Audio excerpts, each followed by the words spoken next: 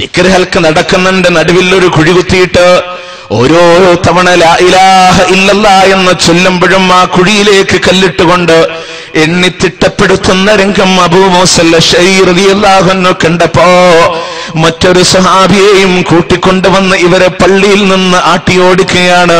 അപ്പോൾ അബൂ മൂസൽ അശ്അരി റളിയല്ലാഹു അൻഹു പറഞ്ഞ വാചകം നിങ്ങൾക്കറിയുമോ?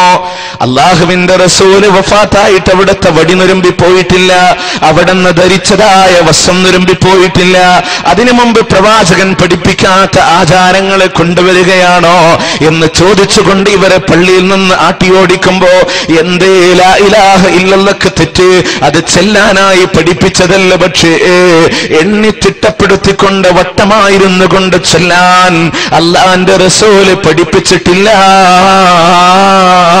അതുകൊണ്ടത് ഇസ്ലാമിന് പുറത്താ അല്ലേ? അതുകൊണ്ടാണ്. ഒരുപാട് ഉദാഹരണം പറയാനുണ്ട്, സമയം നമുക്ക് പരിമിതമാണ്. നിങ്ങൾ ആലോചിക്കണം, ബിദഅത്ത് ചെയ്താൽ എന്തേ പ്രശ്നം? ഒന്ന്, അവന് സ്വർഗപ്രവേശനമല്ല, നരകത്തിലേക്ക് പോകും. രണ്ടാമത്തെ വിഷയം, ഒരാൾ ബിദഅത്ത് ചെയ്യുമ്പോൾ അത് ഉപേക്ഷിക്കുന്നിടത്തോളം കാലം അവന്റെ തൗബ അല്ലാഹു തആല സ്വീകരിക്കില്ല. അത് ഉപേക്ഷിക്കാത്തിടത്തോളം കാലം അവന്റെ തൗബ റബ്ബ് സ്വീകരിക്കില്ല. അടുത്ത വിഷയം എന്താ? നാളെ പരലോകത്ത് അല്ലാഹുവിന്റെ റസൂൽ ഹൗദുൽ കൗസർ എന്ന് പറയുന്ന സുന്ദര പാനീയം മുക്കിക്കൊടുക്കുമ്പോ ഒരു വിഭാഗം ആളുകൾ അല്ലാഹു തആല മാറ്റി നിർത്തുകയാണ്. റസൂല് പറയുന്നു, നാദാ ഇവരെന്റെ ഉമ്മത്താണ് റബ്ബേ, എന്റെ സമൂഹമാണ് റബ്ബേ, ഇവരെ കൈവടിയല്ല നാദാ എന്ന് അല്ലാഹുവിന്റെ റസൂല് പറയുമ്പോ അല്ലാഹു തആല പറയും, പ്രവാചക നിന്റെ കാലശേഷം ഇവരെന്താണ് ചെയ്തത് എന്ന് നിനക്കറിയില്ല, നീ പഠിപ്പിക്കാത്ത ആചാരങ്ങൾ ചെയ്തവരാ, അതുകൊണ്ട് അവർക്ക് ഹൗദുൽ കൗസർ നിഷിദ്ധ. ബിദഅത്ത് ചെയ്താൽ ഇങ്ങനെ ഒരുപാട് പ്രശ്നങ്ങളുണ്ട്. അതുകൊണ്ട് അത് മനസ്സിലാക്കുക. അധികം വിശദീകരിച്ച് പോകാൻ സമയമില്ല. അതുകൊണ്ട് മൗലിദ്, മാല മൗലിദ് എതിർക്കാനുള്ള ഒന്നാമത്തെ കാരണം അത് ബിദഅത്താണ്.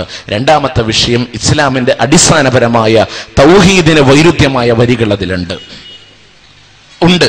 ഞാൻ പറയാം, നിങ്ങൾ സാധാരണ മൗലിദ് ചൊല്ലുന്ന ആളുകൾക്ക് ഇത് അറിയാത്തത് കൊണ്ടാണ് ഞാൻ പറയുന്നത്. നിങ്ങൾ അതിന്റെ അർത്ഥം ഒന്ന് പഠിക്കാൻ തയ്യാറാവണം. നിങ്ങളുടെ ഭാഷയിൽ പഠിക്കാം അല്ലേ?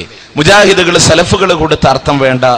നിങ്ങളെ സംബന്ധിച്ചിടത്തോളം നിങ്ങളുടെ അംഗീകരിക്കുന്ന ആളുകൾ പരിഭാഷപ്പെടുത്തിയത് നോക്കാലോ. ഇന്ന് മൗലിദ് ചൊല്ലുന്നവർക്ക് അർത്ഥം അറിയാത്തത് കൊണ്ടാണ്. കാരണം മൗലിദ് ചൊല്ല ഈജാബും സുആലായിട്ട് ഒരാൾ ചൊല്ലും, ഇപ്പുറത്തുനിന്ന് അതിന് ജവാബ് ചൊല്ലും.